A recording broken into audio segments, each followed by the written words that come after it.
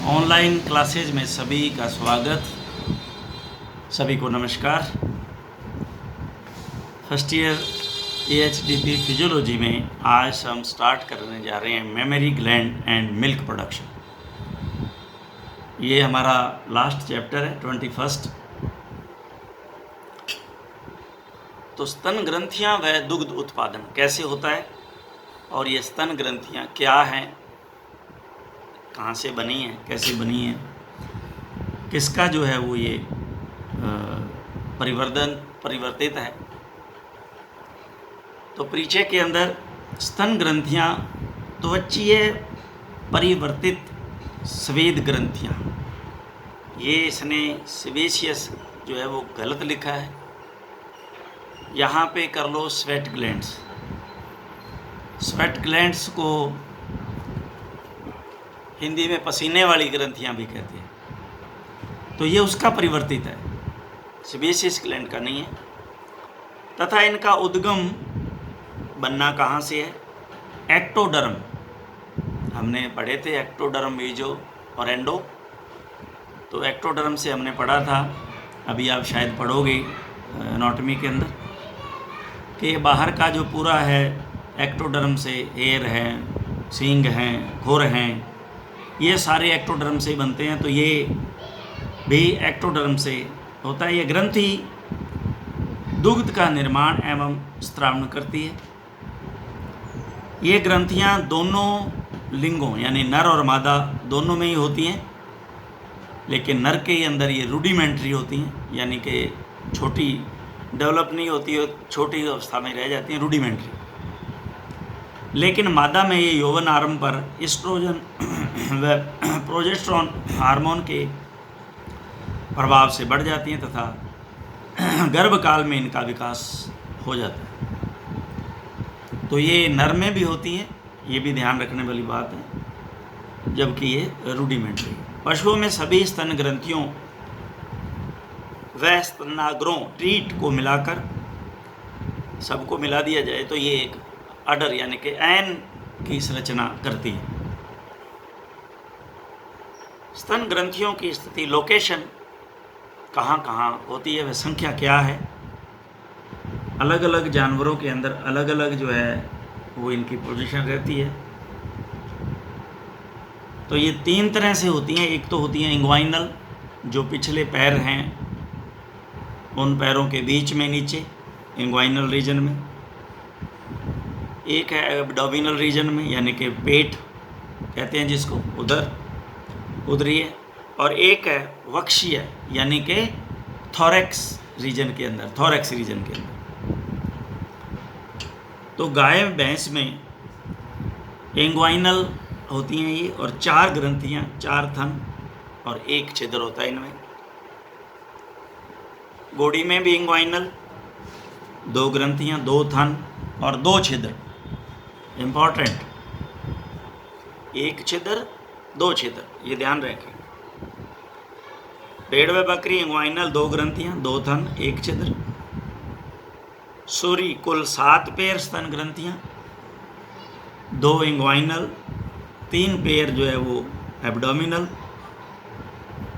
व 2 पेयर थोरैकिक। तो 7 पेयर हो गए, 2 और 3 5 और 2 7।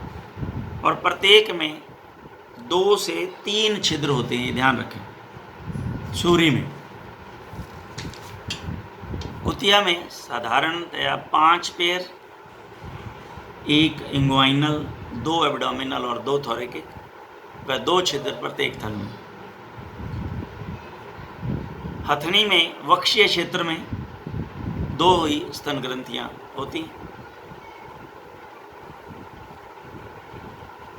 अब हम आयन की अडर के इंटरनल स्ट्रक्चर, आंतरिक संरचना पढ़ेंगे। इसको ध्यान से आप समझें, बहुत ही आसान है और ये डायग्राम हर हालत में पूछा जाता है। इस पूरे डायग्राम को और वर्णन को अच्छी तरह याद करें। 2 नंबर, 2.5 नंबर, कई बार 5 नंबर, इसमें संभावना बनी रहती है। और अदरवाइज इसमें से 1-2 नंबर का फिल इन दी ब्लैंक्स क्या कहते हैं, ये अभी शब्द आएंगे, आप इनको भी ध्यान से याद करना। सबसे पहले तो ये है कि ये होता कहाँ है। आयन स्पोर्ट किसकी होती है इसमें? तो गाय में अडर जो है इस्चियोप्यूबिक सिम्फाइसिस, लिख लेना, इसमें नहीं है इस्चियोप्यूबिक। तो अब आपने पेल्विक गर्डल तो पढ़ा है एनाटॉमी में। पेल्विक गर्डल का आधा पोर्शन इलियम इस्चियम प्यूबिक, इधर भी इलियम इस्चियम प्यूबिक। अब ये इस्चियम और प्यूबिक नीचे जहाँ मिलती हैं उसको कहते हैं सिम्फाइसिस। सिम्फाइसिस मिलना, वहाँ पे हड्डी नहीं होकर के फाइबर्स के द्वारा ये जो है एक दूसरे से जुड़ी होती हैं। बीच में जहाँ से इसको अगर काटेंगे तो वो कट जाती है, अलग हो जाती है। आदि इलियम इस्चियम और प्यूबिक इधर, आदि इधर, ये जुड़ती हैं, तब ये पूरा पेल्विक गर्डल बनता है। तो ये जो इस्चियोप्यूबिक सिम्फाइसिस है, जहाँ इसका नीचे वाला जोड़ है, यूँ ये वाला जोड़, ये होती है ना इलियम इस्चियम प्यूबिक, प्यूबिक नीचे है, तो ये जोड़ है यहाँ पे, यहाँ से ये लिगामेंट नीचे लटकता है। इस्चियोप्यूबिक सिम्फाइसिस से कौन सा लिगामेंट है? Medial suspensory ligament, medial suspensory ligament और लेटरल सस्पेंसरी लिगामेंट, यहाँ इनके द्वारा ये जो सपोर्टेड होती है, इनके द्वारा सपोर्टेड होती है दो भागों में। मीडियल सस्पेंसरी लिगामेंट जो है इसको दो भागों में बांटता है। जैसे ये अडर है, ये गोल अडर हो गया, तो ये जो बीच का पोर्शन है और ऊपर लटका है किससे? इस्चियोप्यूबिक सिम्फाइसिस से। वो जब यहाँ तक आता है तो इसको ही दो भागों में डिवाइड कर देता है, अडर को, आयन को, ओगाडे को। फिर इसमें क्या होता है, एक बीच में यूं एक सेप्टम आती है, यूं एक सेप्टम जो है, फाइबर की सेप्टम है, यूं लग जाती है। ये इसको क्या किया, इसने तो दो भागों में बांटा, इसने इसको चार भागों में बांट दिए। तो चार क्वार्टर हो गए इसके, दो आगे वाले और दो पीछे वाले। अभी ये क्या देखते हैं, ये क्या बोलते हैं, सस्पेंसरी लिगामेंट द्वारा दो भागों दाएं में बाएं में विभक्त रहता है। यह बाह्य रूप से इंटरमेमरी ग्रूव। अब जब आप यूं देखोगे ना पीछे से थन को, अडर को, तो यूं लगेगा कि ये यहाँ से यूं अंदर अंदर है, थोड़ा सा यूं अंदर लगेगा। तो ये इससे लगता है कि ये जो ग्रूव है ये डिवाइड कर रही है इसको दो में, इधर वाले में यूं सस्पेंसरी लिगामेंट आया, ऊपर से यूं इस बीच में आ गया ना, तो यहाँ ये चीज़ है ना इस तरह से हो जाती है, यूं यूं यूं हो जाएगी। तो ये बीच का पोर्शन बताता है कि क्योंकि ये ग्रूव है, ये कहती है कि यहाँ से ये डिवाइड हुआ होगा, दिखाई देता। प्रत्येक आधा भाग एक पतली झिल्ली द्वारा आगे व पीछे के भाग में विभाजित हो जाता है। अभी मैंने बताया, अभी ये बताया मैंने इसको। एक तो ये लिगामेंट से जब ऊपर इस्चियल प्यूबिक जो है वो से सिम्फाइसिस से लटका तो इसने किया डिवाइड। एक ये मैंने बताया था कि इस तरह से जो है वो ये पतली लेयर द्वारा भी डिवाइडेड होता है। ये चार क्वार्टर हो जाते हैं। इन चारों भागों का आपस में कोई संबंध नहीं होता, इसलिए अच्छी बात है। अगर एक थन खराब हो जाए तो ऐसा नहीं है कि वो तीन और हो जाएंगे, तो एक ही चढ़ जाता है, खराब हो जाता है। ये नेचर ने कितना बढ़िया प्रोडक्शन दिया। अगर ये एक ही संबंध हो इनका तो एक खराब हो गया तो अडर गया सारा, चारों ही खराब हो जाता है। यह आयन पार्श्व सतह से, पिछले सतह से आयन के पार्श्वों में यानी कि लेटरल सस्पेंसरी लिगामेंट से जुड़ा रहता है। ये दोनों संरचनाएं आयन को सहारा देती हैं, इनसे ये जो अडर ऊंचा उठा हुआ रहता है। अब इसका अंदर दूध वाला पोर्शन हम पढ़ते हैं, क्या है। प्रत्येक क्वार्टर में दुग्ध निर्माण की जो इकाई होती है उसे एल्वियोलाई कहते हैं, एल्वियोलाई। यह एल्वियोलाई तथा डक्ट सिस्टम में कहीं कहीं स्कैटर्ड बिखरी हुई विशेष प्रकार की कोशिकाएं होती हैं इसमें, जिसे मायो एपिथेलियल अथवा बस्केट सेल्स कहते हैं। अब इसको आप थोड़ा सा अगर आपने बुक उठा रखी है तो 262 पे चलो, इसी को देखो, ये देखिए मायो एपिथेलियल सेल दे रखी हैं इसने यहाँ पे, एल्वियोलाई के अंदर मायो एपिथेलियल सेल्स है ना, ये तो ये क्या करती हैं, ये देखिए इसी तरह की हैं ये क्या करती हैं, जब इसमें रिफ्लेक्स आती है कि दूध को उतारना है तो ये क्या करती हैं, ये कंट्रैक्ट हो जाती हैं। जैसे ये दबती हैं तो यहाँ जो दूध है वो आगे खिसक जाता है। कहाँ जाएगा आगे अपने, मैं अभी बताऊंगा आपको, पहले इसको समझ लें। ये जो लिखा हुआ है इसमें, ये स्कैटर्ड, ये देखिए अलग अलग जगह पे ये स्कैटर्ड है, इधर उधर हैं ये सारी मायो एपिथेलियल सेल्स। मायो एपिथेलियल तथा बस्केट सेल कहते हैं, जो संकुचन करती है तथा दूध उतारने, मिल्क लेट डाउन में मदद करती है। तो ये इधर देख करके पढ़ोगे तो ये साथ साथ समझ में भी आता रहेगा। अब ये हमने पढ़ी एल्वियोलाई। अब ये कई एल्वियोलाई मिल करके, क्योंकि बहुत सारी हैं तो एल्वियोलाई मिल करके एक इकाई बनाते हैं जिसको लोब्यूल कहते हैं। तो अब आप देखिए, ये जो आप देख रहे हैं,